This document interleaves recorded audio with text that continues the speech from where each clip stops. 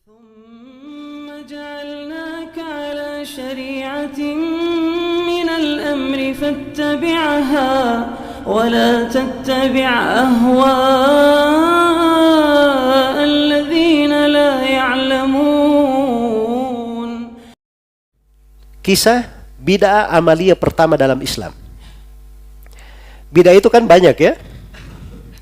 Bid'ah itu banyak. Ada i'tiqadiyah, ada amaliyah. Bid'ah i'tiqadiyah itu yang pertama dalam Islam. Ada yang mengatakan bid'ah qadariyah, ada yang mengatakan bid'ah syiah. Ya. Kalau bid'ah amaliyah yang pertama itu bid'ah dzikir berjamaah yang terjadi di Kufah. Jadi Abu Musa al-Asy'ari mendatangi rumah Abdullah bin Mas'ud, melaporkan, saya melihat di masjid ada kelompok manusia berkelompok-kelompok. Iya. Setiap kelompok dipimpin oleh satu orang. Ayo, bertasbih 100 kali, sama-sama bertasbih, subhanallah, subhanallah, subhanallah. Tahmid 100 kali, sama-sama baca alhamdulillah, alhamdulillah, alhamdulillah. Takbir 100 kali, Allah Akbar, Allah Akbar, Allah Akbar. Hah? Jelas ya? Maka Ibnu Mas'ud mendatangi mereka. Kemudian Ibnu Mas'ud bertanya, apa yang kalian lakukan ini? Iya. Apakah kalian berada di atas agama yang lebih baik daripada, apakah kalian berada di atas petunjuk yang lebih baik daripada petunjuk Nabi Muhammad sallallahu alaihi wasallam? Karena Nabi dan para sahabatnya tidak ada yang melakukan seperti ini. Jadi kalian ini hanya ada dua kemungkinan. Hanya ada dua kemungkinan. Kemungkinan yang pertama, kalian berada di atas petunjuk lebih baik dari petunjuknya siapa? Nabi Muhammad. Atau yang kedua, kalian sedang membuka pintu kesesatan. Itu jelas bahasa apa? Bahasa Ibnu Mas'ud. Iya. Itu orang yang berbicara agama seperti itu. Tidak ada abu-abu, tidak. Ya. Kamu menganggap dirimu lebih pandai dari Nabi? Ya. Kalau dia tidak berani berucap seperti itu, berarti kamu sedang membuka pintu kesesatan. Jelas ya? Mereka berkata, Ibnu Mas'ud, kami ini melakukannya maksud kami baik. Ya. Itu alasan semua orang di masa sekarang. Melakukan bid'ah, maksud saya baik. Maksud saya cinta kepada Nabi. Ya. Kita tidak pernah berbicara tentang maksud dan niat orang. Jelas ya? Para ulama itu yang menjelaskan tentang bid'ah, mereka tidak berbicara tentang niat-niat manusia. Itu hal yang tidak diurusi memang, masalah niat antara mereka dengan Allah. Urusan niat.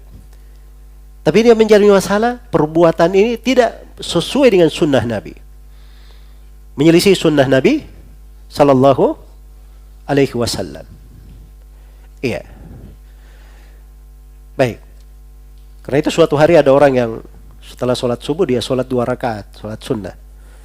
Ditegur oleh imam para tabi'in di masanya, Sayyid Ibnu Musayyab. Kenapa kamu sholat 2 rakaat? Orang ini berkata, wahai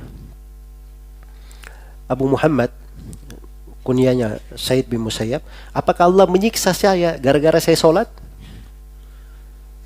Nah, itu bahasanya ya. Masa orang dzikir disalahkan? Masa berselawat masuk neraka? Kan begitu ya? Bahasa-bahasa sebagian orang kalau ditegur kekeliruan-kekeliruan. Dzikir betul, tidak ada yang melarang orang berzikir. Selawat, tidak ada yang melarang orang berselawat. Bagus kalau semuanya pada tempatnya sesuai dengan sunnah Nabi sallallahu alaihi wasallam. Sama dengan sholat. Sholat itu bagus kalau sesuai dengan sunnah. Maka jawaban yang sangat mendalam dari Said bin Musayyab. Kata beliau, Allah tidak menyiksa kamu karena sholat, tapi Allah akan menyiksa kamu karena engkau menyelisih sunnah.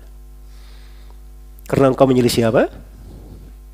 Menyelisih sunnah. Iya. Maka seperti itu keadaannya. Ibnu Mas'ud ini ketika melihat orang itu, orang-orang yang berzikir ini, langsung beliau beri 2 kemungkinan. Jelas ya? Apa yang terjadi? Ibnu Mas'ud berfirasat. Kata beliau, saya menyangka kalian ini yang dikabarkan oleh Nabi sallallahu alaihi wasallam, beliau sebutkan sifat kaum Khawarij yang akan keluar.